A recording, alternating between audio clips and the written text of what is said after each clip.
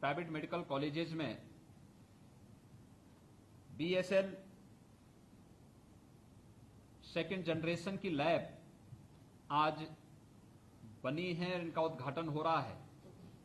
मैं इसके लिए सबसे पहले चिकित्सा शिक्षा विभाग को हृदय से बधाई देता हूं। सभी मेडिकल कॉलेजेस से जुड़े हुए जितने भी हमारे प्रिंसिपल्स हैं, हमारा डिस्ट्रिक्ट एडमिनिस्ट्रेशन और जनप्रतिनिधिगण हैं,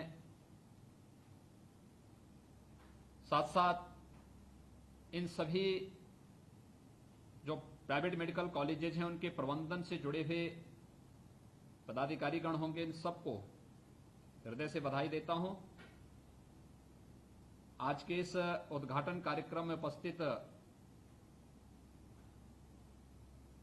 उत्तर प्रदेश शासन में मेरे सहयोगी मंत्री वित्त और चिकित्सा शिक्षा के मंत्री श्री सुरेश कुमार खन्ना जी, स्वास्थ्य और चिकित्सा के मंत्री श्री जयप्रताप सिंह जी, अपर मुख्य सचिव गृह श्री अवनीश कुमार अवस्थी जी, अपर मुख्य सचिव चिकित्सा शिक्षा श्री रजनीश दुबे जी, KGMU के कुलपति जनरल डॉक्टर विपिन पुरी जी, SGPCI के निदेशक प्रोफेसर RK धीमान जी,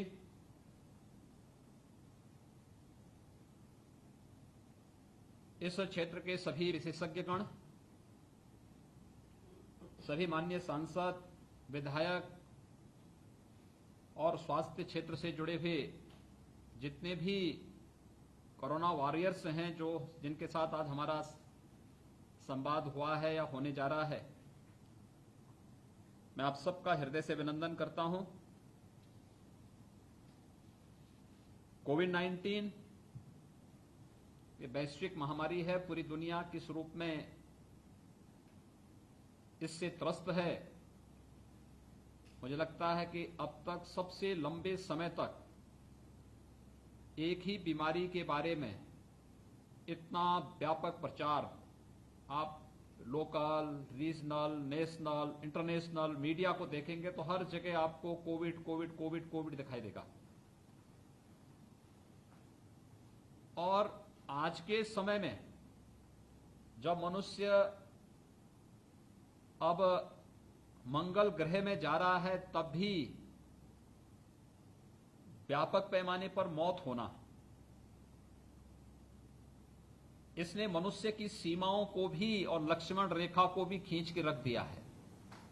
एक वायरस कैसे पूरी मानवता को और अंततः एक जीव सृष्टि को चैलेंज कर सकता है। हम सब के सामने जो चुनौती इस वर्ष के प्रारंभ में शुरू हुई थी विश्व मानवता के सामने, उसका यद्यपि दुनिया के अंदर अभी कोई कारगर उपचार और कोई वैक्सीन नहीं आया है, लेकिन हमारे लिए सबसे बड़ा हथियार आज के दिन पे हो सकता है बेहतर और ज्यादा से ज्यादा टेस्टिंग। इसके माध्यम से हम कोविड-19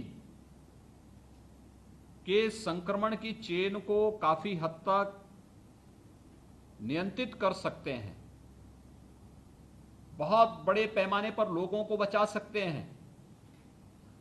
जो 5 कैटेगरी इसके प्रति बहुत संवेदनशील है, 60 साल से ऊपर के बुजुर्ग लोग, कई बीमारियों के से पहले से ग्रसित गर्भवती महिलाएं,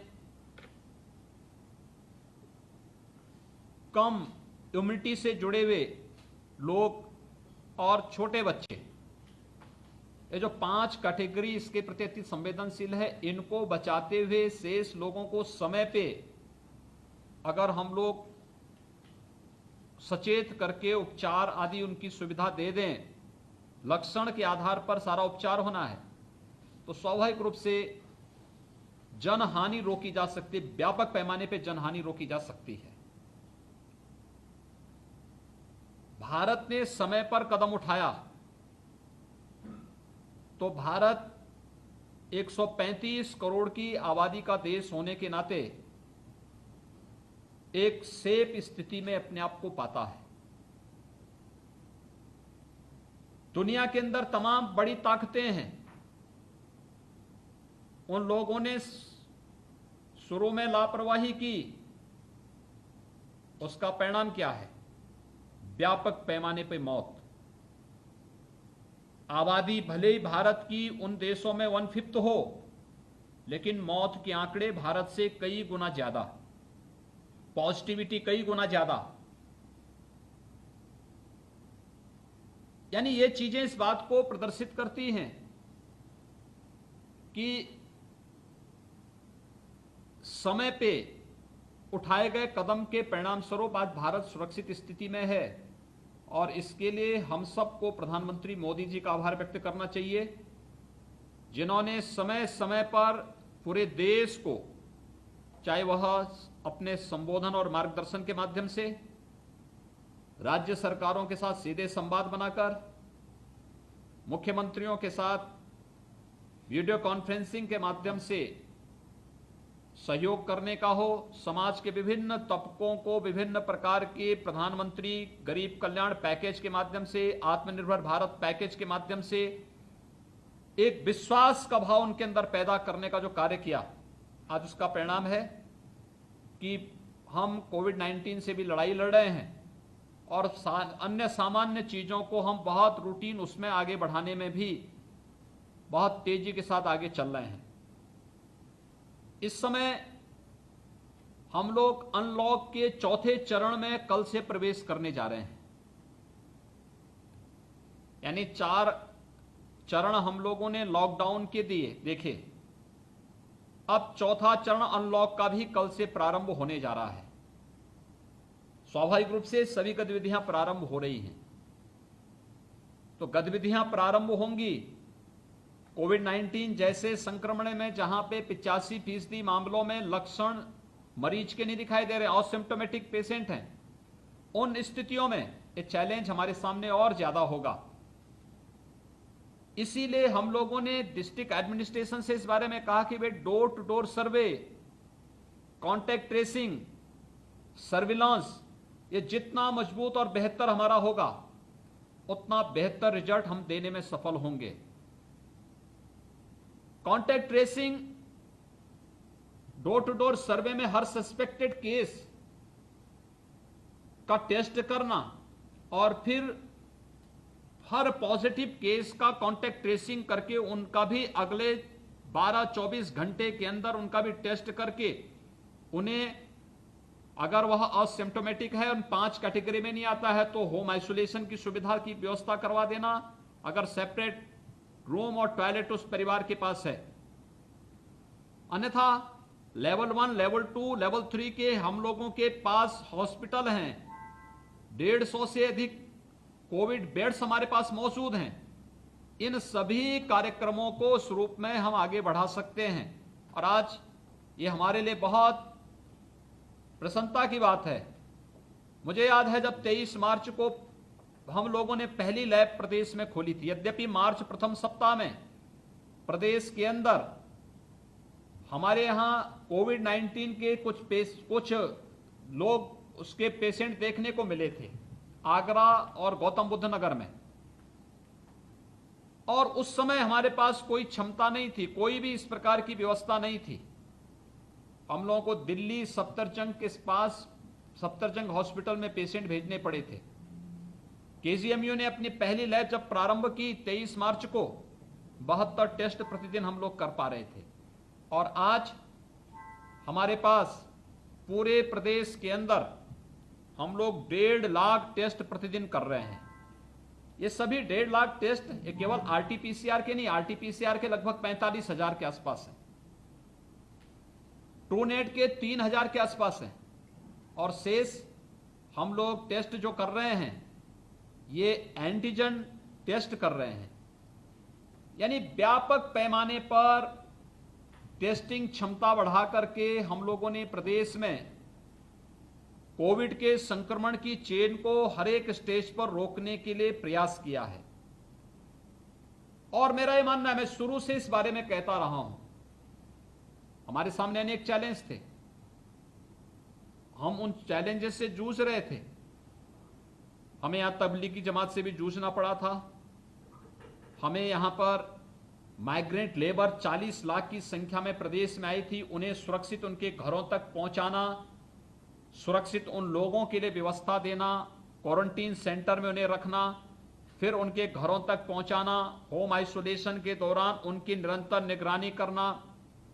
हमने व्यापक पैमाने पर अल्ट्रारेड थर्मामीटर, पल्स ऑक्सीमीटर, सैनिटाइजर, इसकी व्यवस्था की, व्यापक पैमाने पर इसको बंटवाने का कार्य किया, टीमें गठित की, निगरानी समितियां गठित की, तमाम वॉलंटरी ऑर्गेनाइजेशन इस संबंध में आगे आए और उन लोगों ने बहुत व्यापक पैमाने पर अपना योगदान दिया।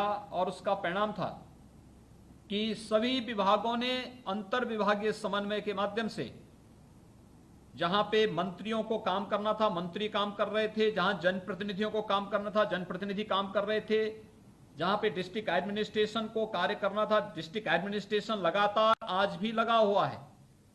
कोरोना वॉरियर्स लगातार इस कार्यक्रम के साथ अभी भी जुड़े हुए हैं और ये कार्यक्रम निरंतर आगे बढ़ते हुए कोविड-19 की चुनौती को जूझते हुए कार्य कर रहा है।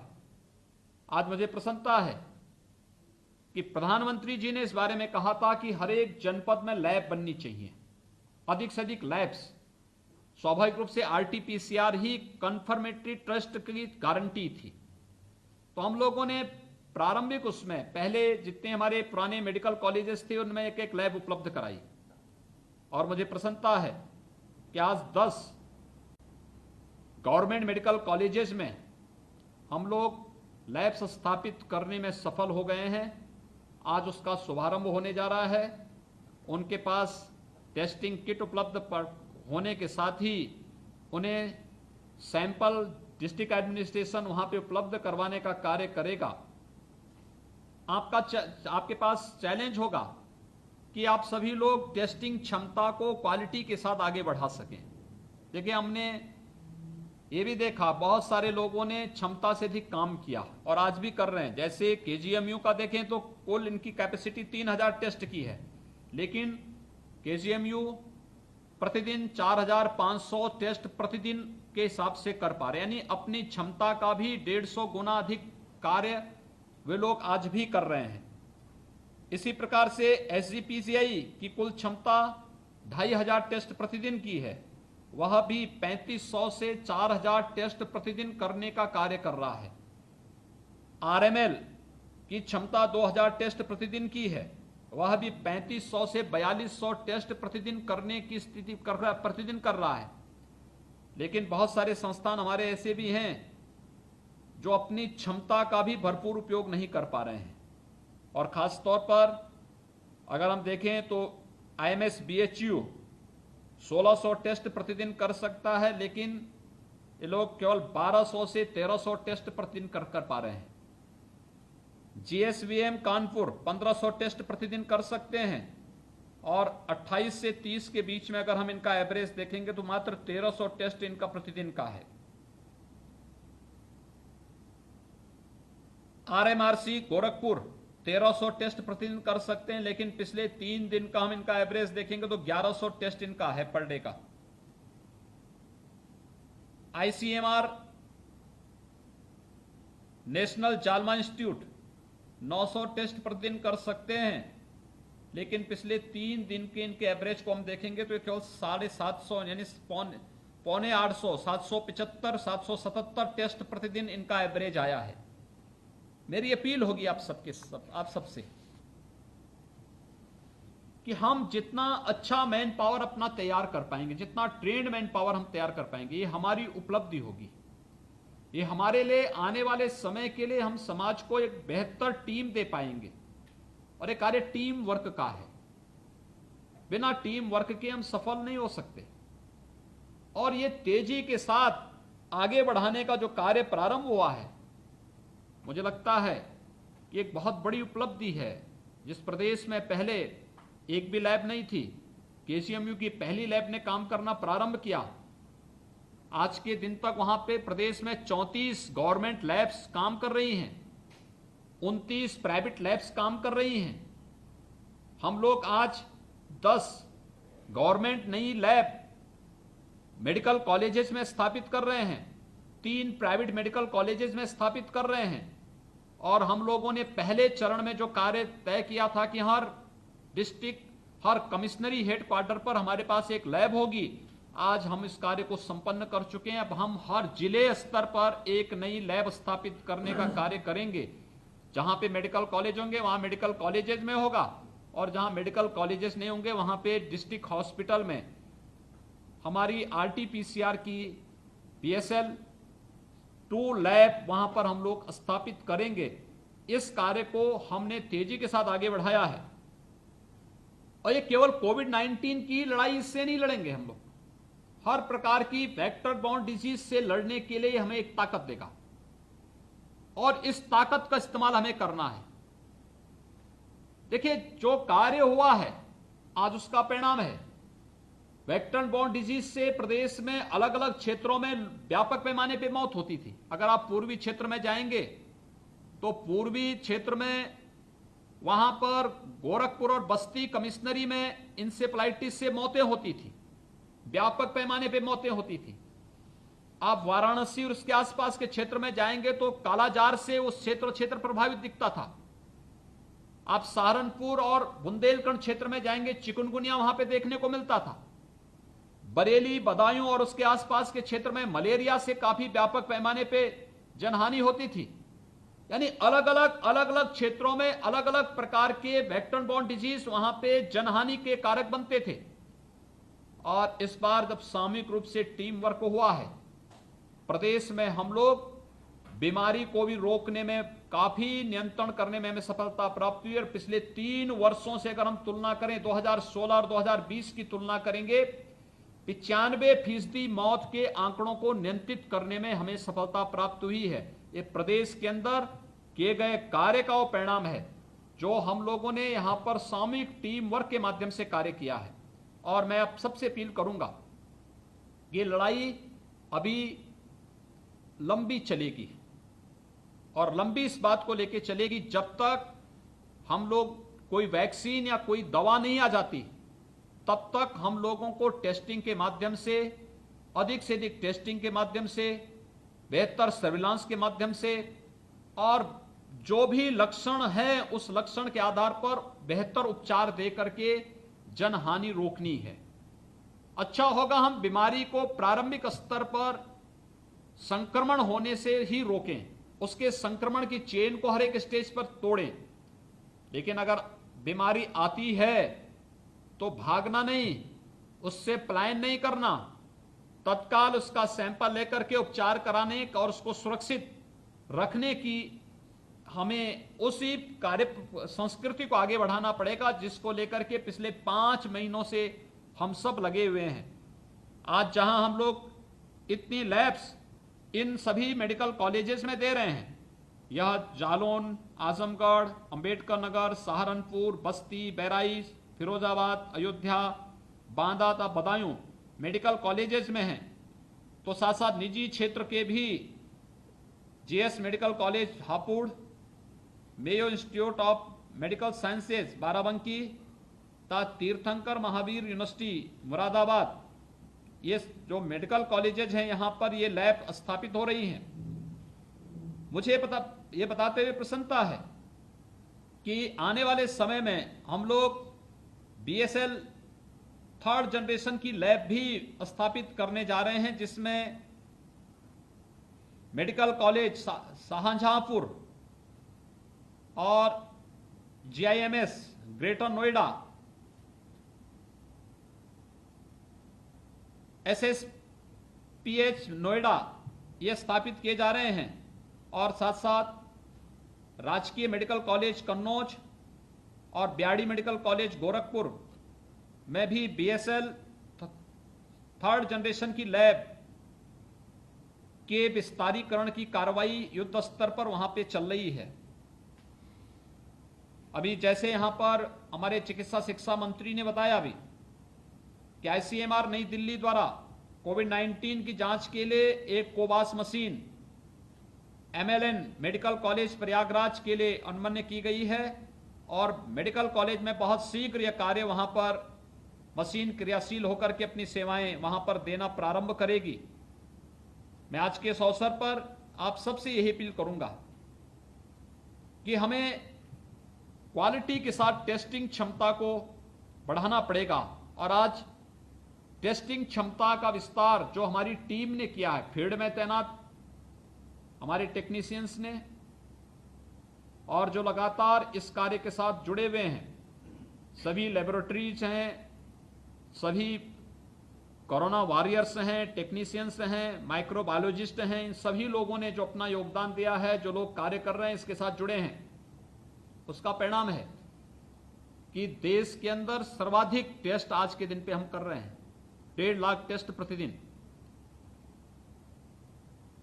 प्रारंभ में हम लोग देश के अंदर जो कुल टेस्ट हो रहे थे उसमें यूपी का परसेंटेज यानी आबादी हमारी 16.5% है, लेकिन टेस्ट हमारे मात्र 5% होते थे।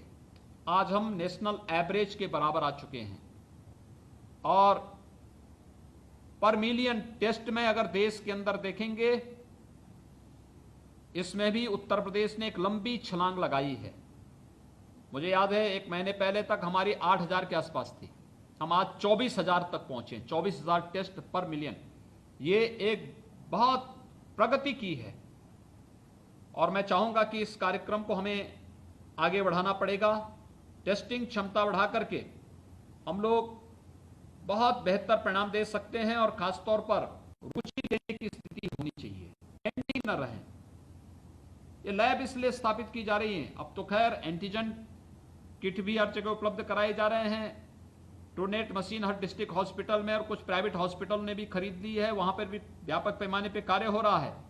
लेकिन जब तक कोई उपचार नहीं आता, जब तक कोई वैक्सीन नहीं आती है, व्यापक पैमाने पर टेस्टिंग के माध्यम से ही हम इस कार्यक्रम को आगे बढ़ा करके लोगों को एक नया जीवन दे सकने में अपना योगदान दे सकते हैं। मैं आज के इस अवसर पर जो लैब्स पहले से कार्य यहां पर प्रदेश में क्रियाशील हैं, उन्होंने जो कार्य अब तक किया है उसकी क्वालिटी को मेंटेन करते हुए अपनी क्षमता विस्तार और जो हमने कहा कि अगर आपके पास 96 की क्षमता का है पूल टेस्टिंग के माध्यम से और डबल शिफ्ट में काम करते हुए अगर आपके पास ट्रेन मैन पावर और टेक्नीशियंस हैं तो आप उसको 250 से 500 तक टेस्ट प्रतिदिन करने की क्षमता विकसित कर सकते हैं। हमें राह निकालनी पड़ेगी। मानवता के कल्याण का मार्ग यहीं से शुरू होता है और मुझे लगता है एक अवसर हमें अपना सौभाग्य मानना चाहिए कि सदी की सबसे बड़ी महामारी के समय में हम भी अपने स्तर पर कुछ न कुछ योगदान देने में सफल हो पा रहे हैं। मैं एक बार फिर से मेडिकल एजुकेशन के मंत्री श्री सुरेश खन्ना जी को, विभाग के अपर मुख्य सचिव और उनकी पूरी टीम को हृदय से बधाई देता हूं और मैं विश्वास व्यक्त करता हूं कि जिस विश्वास के साथ ये कार्य आज प्रारंभ हो रहा है, ये सभी लैब्स बहुत शीघ्र क्रियाशील होकर के अपनी टेस्टिंग क्षमता के माध्यम से पूरी पारदर्शी और गुणवत्ता युक्त टेस्टिंग के माध्यम से कोविड-19 की इस लड़ाई को और मजबूती से आगे लड़ने में मदद देंगे। स्वास्थ्य और चिकित्सा शिक्षा दोनों मिलकर के जिस मजबूती के साथ इस लड़ाई को अंतर विभागीय समन्वय के माध्यम से आगे बढ़ा रहे हैं, वह हम सब के लिए एक नई सोच को पैदा करता है और स्वास्थ्य इंफ्रास्ट्रक्चर को भी आगे बढ़ाने और उसकी स्ट्रेंथनिंग करने में भी हमें काफ़ी इसने सहयोग किया है। इसमें जनता ने भी काफ़ी बड़ी मात्रा में हम लोगों को इस कार्य के लिए अपना सहयोग दिया है और मेरा विश्वास है कि हम लोग आदरणीय प्रधानमंत्री जी के नेतृत्व में कोविड-19 के खिलाफ इस लड़ाई को अवश्य जीतेंगे। आज 13 लैब स्थापित हो रही हैं, अनंत चतुर्दशी भी है आज। मुझे लगता है कि अनंत चतुर्दशी के दिन एक बहुत शुभ मुहूर्त में एक शुभ कार्य लोक कल्याण का हो रहा है। मैं इस अवसर पर आप सबको एक बार फिर से बधाई देता हूं, अपनी शुभकामनाएं देता हूं और विश्वास व्यक्त करता हूं कि हम सब कोविड-19 के खिलाफ इस लड़ाई को अवश्य जीतेंगे। आप सभी के प्रति हृदय से बधाई और शुभकामनाएं। धन्यवाद। जय हिंद।